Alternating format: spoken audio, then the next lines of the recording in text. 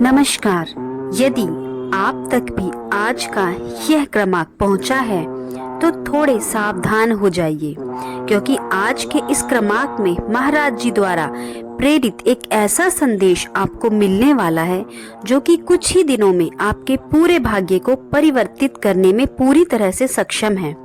अगर कोई भी अनन्य भक्त इस क्रमांक को पूरा सुन लेता है तो उसे महाराज जी का अमोघ प्रेम स्थापित हो जाता है। इसलिए मैं आप सभी से अनुरोध करना चाहूंगी कि आज के इस क्रमांक को पूरा अवश्य देखिएगा, ताकि आप तक संपूर्ण जानकारी पहुंच सके। तो आइए बढ़ते हैं आज के इस दिव्य क्रमांक की ओर।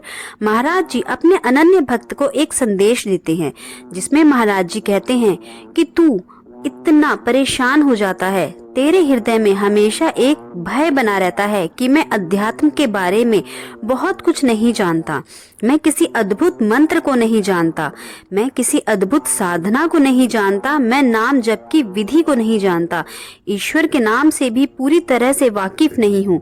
तो क्या मेरा बाबा कल्याण करेंगे?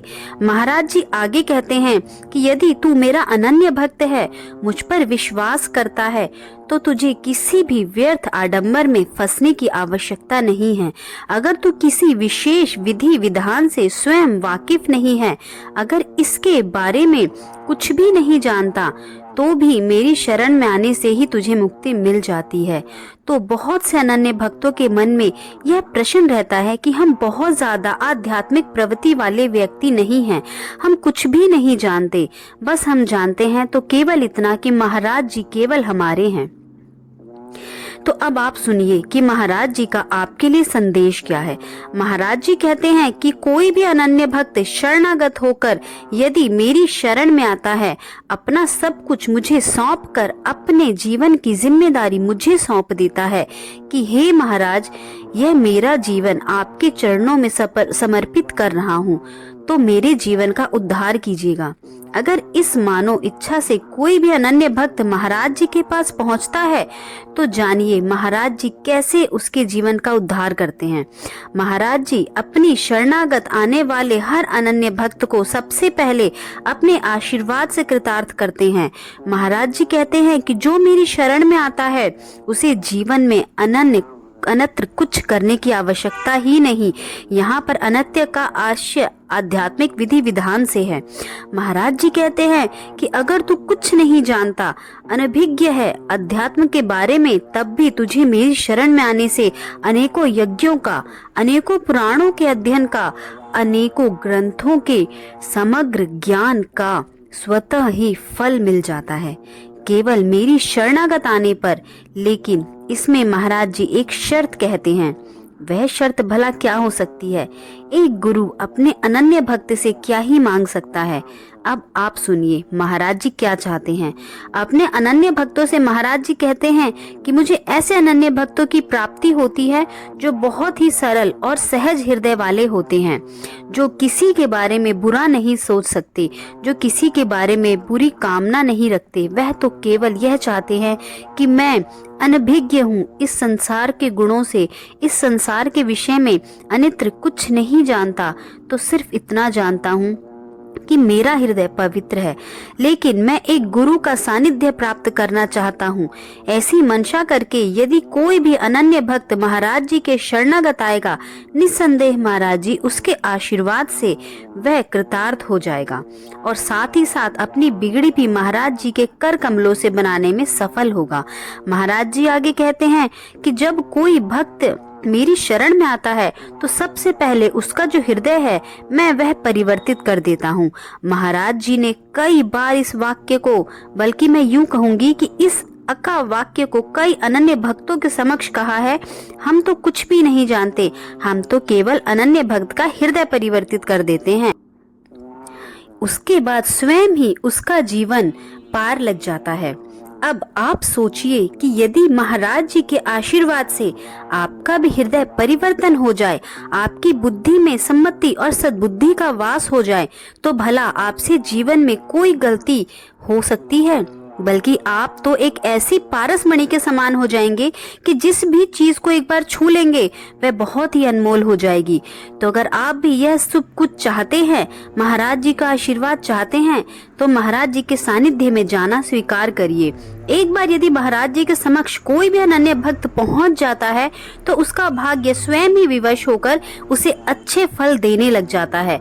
और यह सब कुछ ऐसे ही नहीं, बहुत सरलता से होता है। इसमें किसी भी प्रकार की कोई जटिलता नहीं है। इस बात को आप 100% सत्य मानिए कि महाराज जी के शरणागत आने मात्र से आपका कल्याण होता है। इसलिए मैं कई बार आप सभी को इस बात के लिए आग्रह करती हूँ कि एक बार जीवन में महाराज जी के धाम जाने की व्यवस्था बनाएं। बल्कि यहाँ पर आपको व्यवस्था नहीं करनी है, यहाँ पर मस्तिष्क में एक बहुत तीव्र विचार को रखना है। आपको यही सोचना है कि हे महाराज जी, आज मैं जो कुछ भी हूँ सब आपकी विद्या, आपके अध्यात्म ज्ञान और आपकी कृपा से हूँ। तो मेरी सद्बुद्धि ऐसी बना दीजिए कि मुझे आपके धाम आने की लालसा बढ़ जाए। अगर यह विचार भी आप अपने मस्तिष्क में लाने में सक्षम हो पाए, अर्थात आप एक बार हृदय से महाराज जी के धाम जाने का सोच भर लीजिए, एक विचार मस्तिष्क में ले आइए, व्यवस्था महाराज जी स्वयं कर देंगे। आप देखिएगा, बहुत से असंख्य अनन्य भक्तों के हमारे पास संदेश रोजाना आते हैं। वो एक ही बात कहते हुए पाए जाते हैं कि हमने तो केवल महाराज जी के धाम जाने का सोचा भर था, हमें नहीं पता था कि महाराज जी का धाम कहाँ है, कितनी दूरी पर है, कैसी स्थित है, वहाँ की क्या भौगोलिक परिस्थितियां हैं, हमें कुछ भी नहीं पता था। हम तो बहुत दूर रहते थे। महाराज जी के धामों में बस मन में इच्छा हुई कि काश एक बार हमारा भी जाना हो पाता। ऐसा विचार केवल मस्तिष्क में रखने मात्र से महाराज जी की ऐसी अनन्य कृपा हुई, ऐसा अद्भुत महाराज जी ने हमारा प्रबंध कर दिया कि ना जाने हम कब और कैसे महाराज जी के धाम में पहुंच गए। और महाराज जी के ऐसे सुंदर दर्शन हमें वहां प्राप्त हुए जैसी कि सारी व्यवस्था स्वयं महाराज जी ने पहले से कर रखी थी। हमें मात्र तक का भी कष्ट नहीं उठाना पड़ा। यह सब कुछ क्या हो सकता है? ये केवल महाराज जी का प्रताप है, महाराज जी का चमत्कार है, महाराज जी की लीला है जो अपने अनन्य भक्तों को अपनी ओर आकर्षित कर लेता है। तो इसलिए यह बात केवल कहना और इससे बचना कि हमें दूर रहते हुए हम तो इस स्थान पर रहते हैं, यहाँ से कैसे हो पाएगा?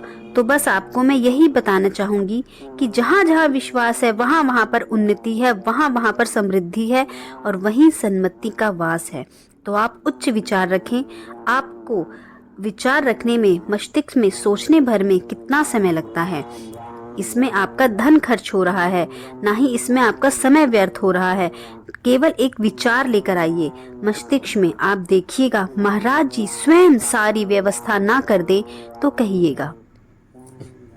महाराज जी जिस प्रकार से अनन्य भक्त नहीं रह पाते, वैसे ही मेरे महाराज जी, मेरे महाप्रभु अपने अनन्य भक्तों के बिना नहीं रह पाते। यह सब कुछ उनके आशीर्वाद से होना है।